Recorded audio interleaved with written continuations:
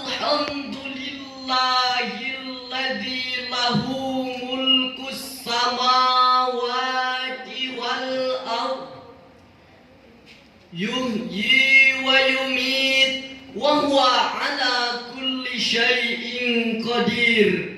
Amma ba'd.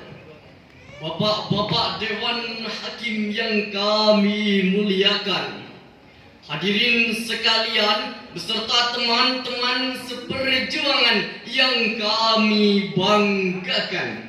Indah pelangi di senja hari ketika terlihat semua terpikat.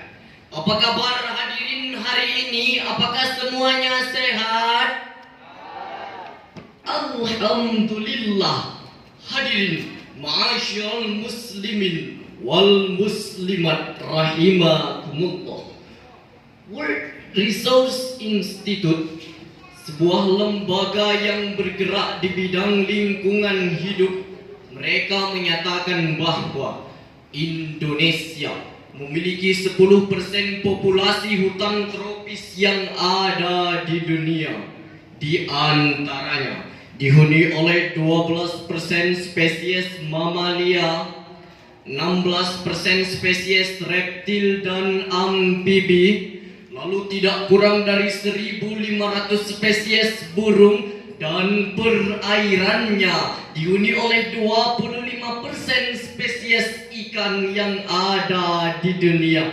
Namun sayang, seribu sayang hadirin, hutan Indonesia akan menyusut dengan kecepatan yang sangat mengkhawatirkan. Ini diakibatkan oleh kebakaran hutan yang tidak teratasi, penebangan hutan yang tidak dapat ditanggulangi, penebangan pohon tetapi tidak direboisasi kembali, menjadi penyebab utama hancurnya hutan di negeri ini. Betul, Adil? Hadirin, persoalan tersebut hanyalah sebagian kecil dari yang kita alami. Sementara itu, secara global telah terjadi di mana ada satu pulau yang hilang dari peredaran peta dunia dikarenakan naiknya permukaan air laut, disusul dengan punahnya populasi hewan-hewan tertentu. Jika kondisi ini tidak mendapat perhatian serius dari berbagai pihak termasuk kita semua, maka ini akan berdampak besar bagi kita selaku pewaris tahta alam semesta. Beranjak dari deskripsi ini hadirin, tertarik hati kami untuk menyampaikan sebuah syarahan Al-Quran yang berjudul Melestarikan Lingkungan Hidup Menurut Perspektif Al-Quran. Sebagai landasan awal, marilah sama-sama kita renungkan firman Allah yang termaktub di dalam Al-Quran surah Al-Hijr ayat 19 sampai 20 yang akan dibacakan oleh qari kami berikut ini. A'udzu billahi minasy syaithanir rajim.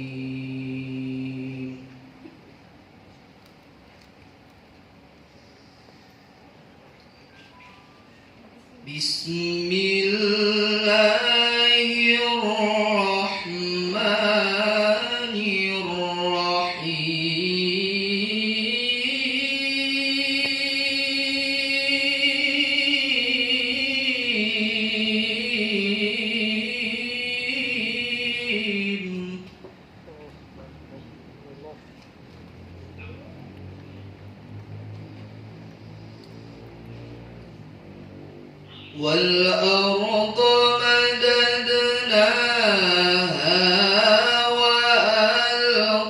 وألقينا فيها رواسي وأنبتنا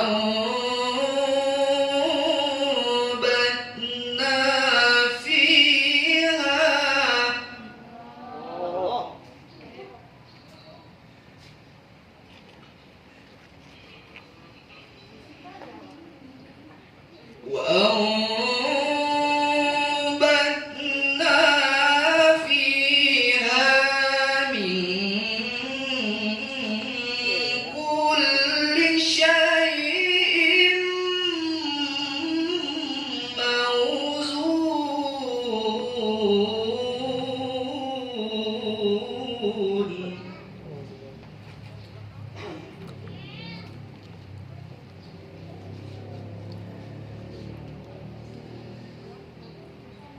وجعلنا لكم فيها معايش ومن لستم له برازقين.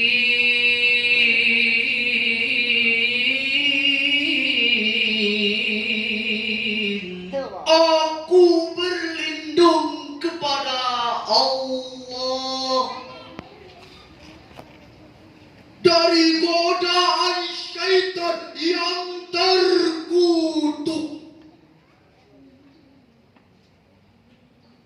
Dengan menyebut nama Allah yang Maha Pengasih, Maha Penyayang. Dan kami hamparkan bumi dan kami jadikan padanya gunung-gunung,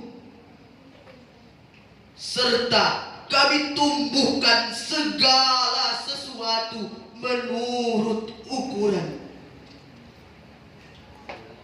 Dan kami menjadikan bumi sebagai sumber kehidupan untuk kamu. Dan kami pula telah menciptakan makhluk-makhluk yang bukan kamu pemberi rezekinya. Hadirin ma'asyiral muslimin wal muslimat rahimakumullah. Menurut Profesor Dr. Muhammad Quraish Shihab di dalam tafsirnya Tafsir Al-Misbah volume 7 halaman 111, ia menjelaskan bahwa Allah menumbuh kembangkan bumi kita dengan keanekaragam tanaman serta tumbuhan. Lalu ia menciptakan bumi ini seakan-akan terhampar. Tak lupa pula ia menciptakan jurang-jurang yang landai ke dasarnya, sungai-sungai yang mengalir deras ke samudra, gunung-gunung yang menjulang tinggi ke angkasa. Ia juga menciptakan flora dan fauna yang menyejukkan mata siapapun yang menatapnya. Hadirin, pada ayat 20 Allah menjelaskan kepada kita tentang anugerah yang telah Allah berikan kepada kita. Allah memberikan kepada kita tanah yang subur. Allah juga menciptakan laut yang di dalamnya terdapat ikan-ikan serta mutiara yang tak terhingga harganya.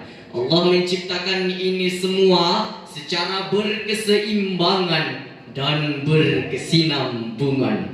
Namun hadirin yang mulia, fenomena kerusakan alam kini telah terjadi di hadapan kita, seperti pemanasan global yang dapat merusak alam semesta, fenomena kemarau panjang hingga membuat kekeringan satu dunia, punahnya populasi akibat perburuan manusia, gunung berapi memuntahkan lahar seakan-akan marah kepada kita.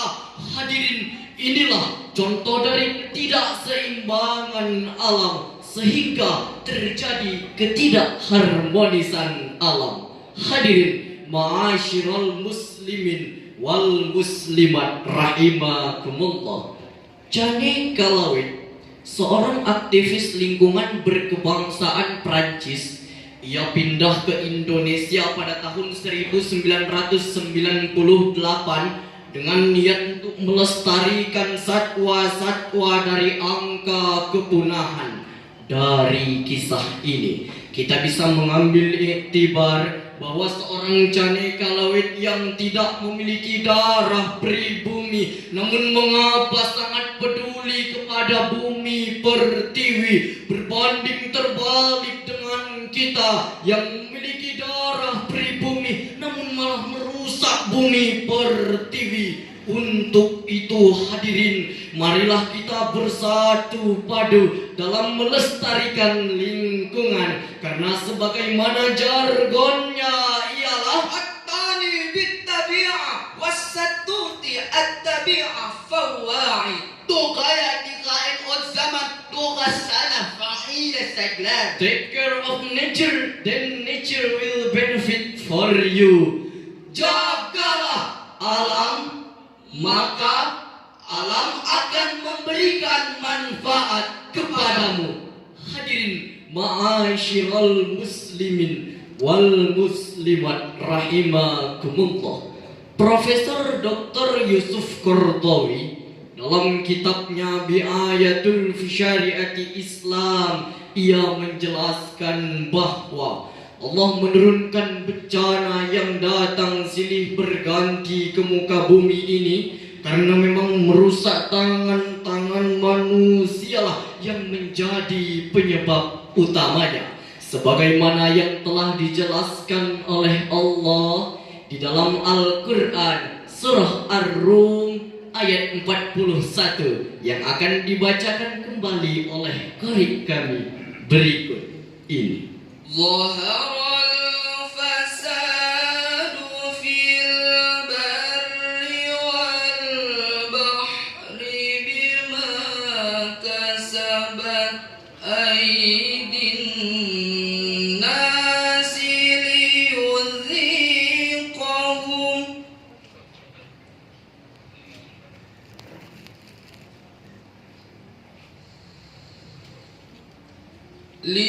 ليذيقهم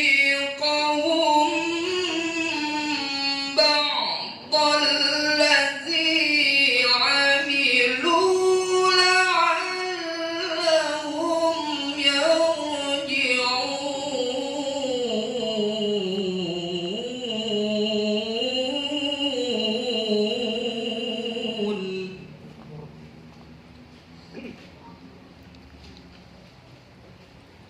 ليذيقهم بعض الذي عملوا لعلهم يرجعون.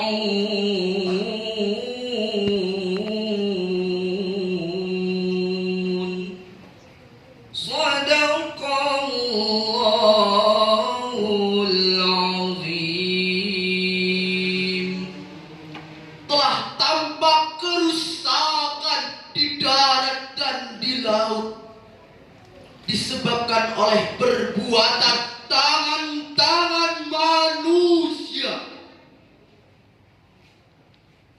Allah menghendaki agar mereka merasakan sebagian dari perbuatan mereka,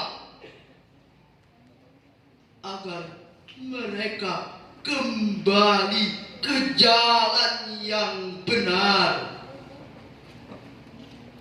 Maha benar Allah yang maha agung dengan segala firman-Nya. Hadirin ma'asyiral muslimin wal muslimat rahimakumullah. Menurut Al-Asfahani, dikutip dari Profesor Dr. Muhammad Quraish Shihab di dalam tafsirnya Tafsir Al-Misbah volume 4 halaman 312, ia menjelaskan bahwa untayan kata al-fasad pada ayat tersebut memiliki makna keluarnya sesuatu dari keseimbangan, baik sedikit maupun banyak.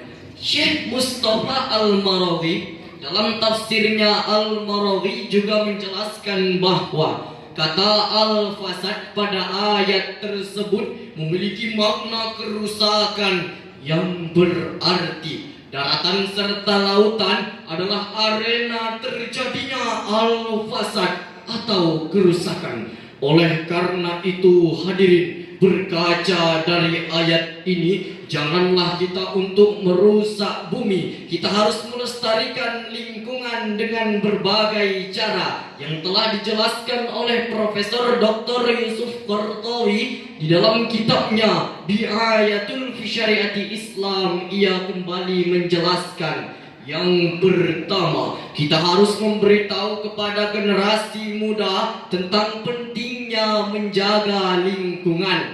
Yang kedua, pemerintah harus membuat beberapa peraturan perundang-undangan lalu menghukum siapapun yang melanggarnya. Yang ketiga, kita harus membuat beberapa organisasi atau instansi yang bergerak khusus di bidang lingkungan. Dan yang keempat, kita harus bekerja sama dengan berbagai negara demi terciptanya lingkungan yang hijau, sebagaimana syair lagu berikut ini. Bukan lautan hanya kolam susu, kail dan jala cukup menghidupimu. Tiada badai, tiada topan kau temui, ikan dan udang menghampiri dirimu.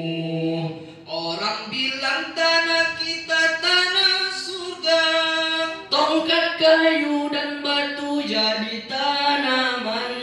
orang bilang tanah kita tanah surga, tongkat kayu dan batu jadi tanaman. Sayang, seribu sayang hadirin, padahal negara kita masih memiliki beragam pesona serta budaya. Beragam budaya begitu mengagumkan, keelokan alamnya sungguh mempesona. Indahnya negeriku, ku cinta, aku terpana pesona Indonesia.